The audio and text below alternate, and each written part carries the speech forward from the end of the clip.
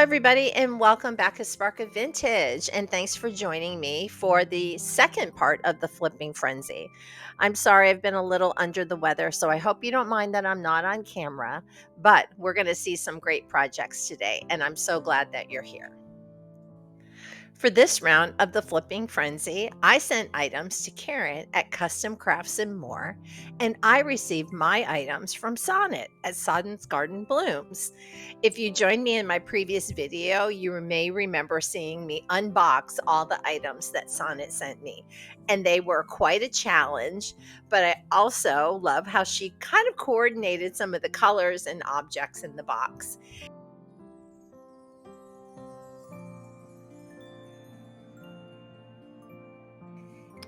For this first project, I received this depression glass, kind of yellow tinted salt and pepper shaker, and I decided it would make the perfect little Christmas fairy wand. So I used some of my sisal trees from Tim Holtz Ideology.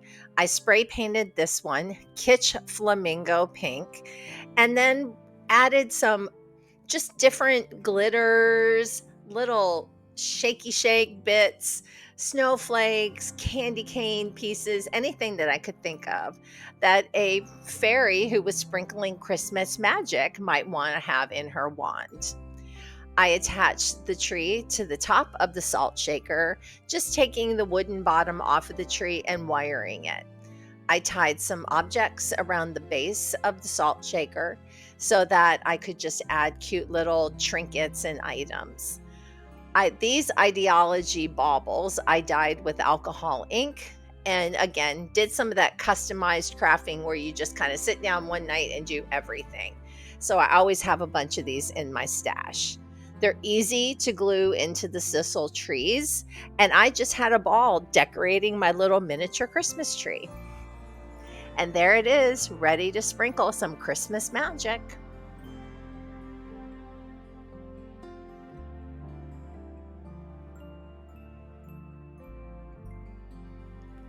This second project was one that I made actually for my family using the Pioneer themed tin that Sonnet put in the box for me. Every year we play what we call the elf games, which is just like family bingo, card games, dice games, and this is the perfect little storage tin to keep all of our items in. I covered the tin with fusion mineral paint and Victorian lace to get that background for Royce's decoupage paper, and found the perfect piece, of course, one that actually said bingo on it.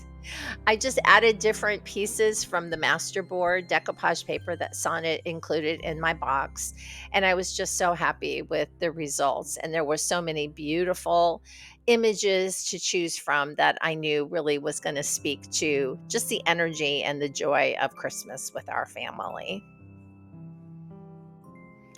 I added decoupage images to all four sides of the box, including the lid, and I used quite a bit of the stickers from the Tim Holtz Ideology sticker books. As you can see, I use these quite often in my projects.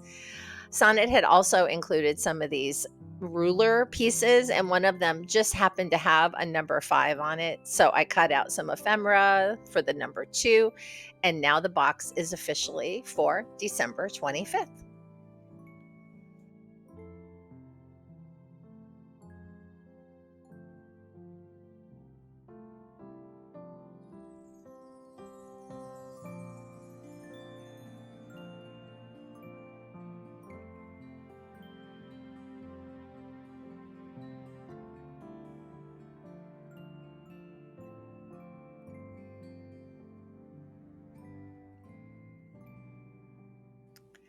Sonnet sent me this gorgeous napkin that I didn't know what to do with until I saw Gypsy Woman Charm's beautiful video turning trash into Christmas decor. So I have to give a shout out to Lisa for this idea. I decided to stamp the material with some of my favorite Tim Holtz Christmas stamps and make my own kind of pattern. That way, I took a little bit of the focus off of it being maybe what would be a spring napkin, and instead just kind of made it look more shabby chic. I cut out the shape of the tree. I do not sew, so I just glued it together with fabric glue and stuffed it with polyfiber. I sealed all of the seams on the piece with that fabric glue, including that beautiful little wooden spindle candle holder that I had a spare one of in my stash. I thought it would make a great base for the Christmas tree itself. And again, borrowed Lisa's idea on how to make a charming little bow to go on the tree. So I was really happy with it. And then I took some of Finnabar's mahogany metallic wax and just retouched up the bottom of the candlestick and deepened that color. In addition, I took some of Tim Holtz's ideology charms and decided to decorate my Christmas tree with them. Now they're little tiny, I guess like little safety pins, but they have little loops on them so that you can hang charms from them. He uses them quite often to adorn, just different trinket jars and things like that. But I thought they would have made a lovely addition to the Christmas tree. So I decorated my Christmas tree with just a whole handful of different charms that I had on hand in my stash using those cute little lip pins from Tim Holtz.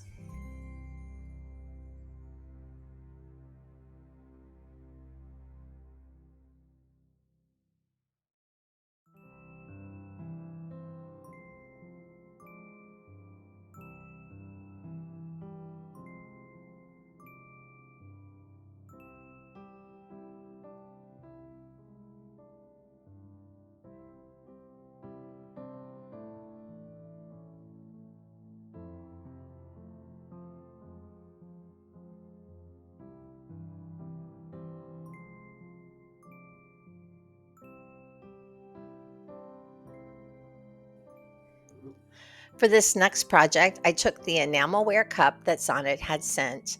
It had a blue trim, and I decided I wanted it to be red for Christmas. So I took Highlander paint from Fusion Mineral Paint and just touched it up red. Then I took some of my rock candy glitter and had dyed it red with some of the Tim Holtz alcohol ink, and then just dipped it in that red glitter like it was a Christmas margarita of some kind with a sugar rim. Then I took some of the IOD transfers in Kitschy Christmas. And if you know me, you know I have plenty of those to spare. So I just rubbed them onto the enamel cup and they just looked adorable. I added a small styrofoam ball to the bottom of the cup because I wanted to create something to anchor some greenery with. Now, this little spindle is close to my heart. I got it at the Vintage Soul Retreat when Christina from the Turn Leg did a little project with us, and I knew it was worth bringing home and doing a great project with. I just took some florals that were in my stash and just applied them to the cup, stuck them in that little styrofoam ball, and everything was looking good to me.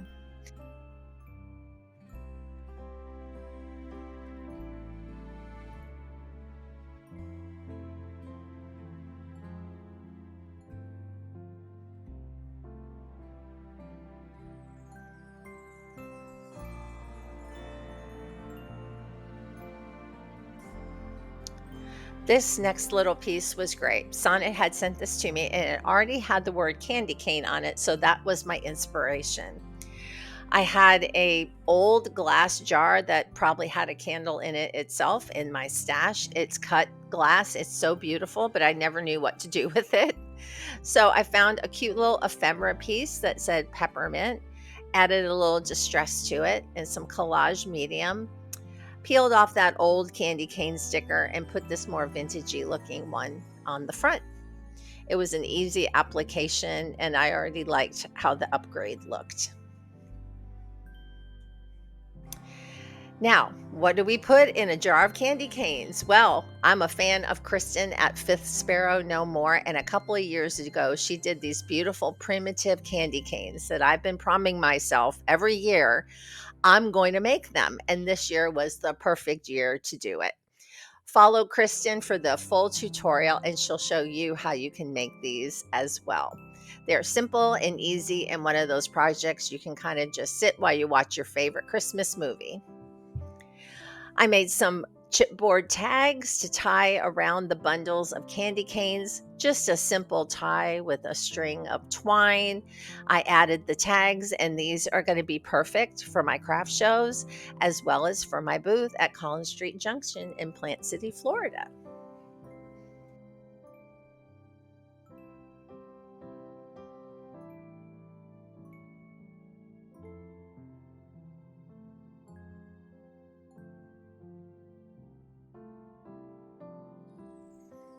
Now, this was the challenging piece in the box. Sonnet sent me these four Teflon tortilla shell bowls, and I was inspired by the old Victorian cones that I've seen in vintage Christmas decorations. Now, this little tool that I found in my stash from Tim Holtz that I have never used before actually cuts through soft metals and pierces the metal so that when you're making jewelry or again working with soft metals, you can poke a fine hole in them. Eureka! That thing has been sitting in my craft drawer forever, and I finally got to use it. I added a couple of coats of fusion mineral paint in Victorian lace in order to put a layer on that Teflon. Then I painted them with the green color that Sonnet sent me in the Frenzy box in Everett. And then, of course, Highlander, my other favorite color from Fusion. So I did two red and two green sets. Then I had some of these Victorian replica postcards in my stash and decided to pull out four of my favorite prints, die cut them in my vagabond machine about 2.25 inches so that I could fit them into the tortilla shells to make my decoration. Now, everybody say goodbye to my vagabond because it did burn out while I was working on this project. I added some of the Royce's decoupage paper that Sonnet had included in the Frenzy box in order to give a cute little background to the tortilla shells.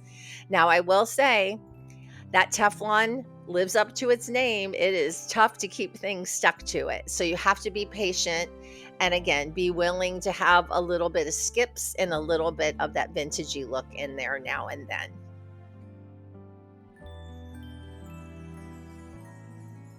Well, this was my absolute favorite part of the project. I got to pull out all my stickers, my ribbon, my glitter dots, and just decorate these however I wanted. I was really following the inspiration from some of the Victorian candy cones and did a little bit of distressing with some Tim Holtz spray stain. I kind of did a little bit of that old paper green as well as some vintage photo brown to give it a really vintage and aged look.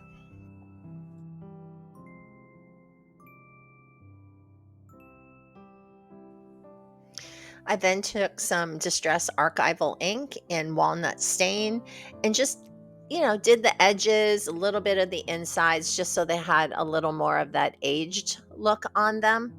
Most of the best Christmas decorations look really tacky up close, but they're gorgeous when they're on the tree. And of course, Sonnet sent me those beautiful crystal faceted teardrops. And that was the whole purpose for this project. When I poked the holes into the tortilla shells, I knew that these crystals were going on this project no matter what I was going to make. I just love how they came out. They really hit everything I had seen in my mind's imagination for this project. A little bit of collage medium and some glitter dusting and mica powder, and these were ready to hang up for the holidays. I added some simple copper wiring from an old picture frame hanger that I had in my stash, kind of stripped the copper from it and just reworked it to hang up my ornaments.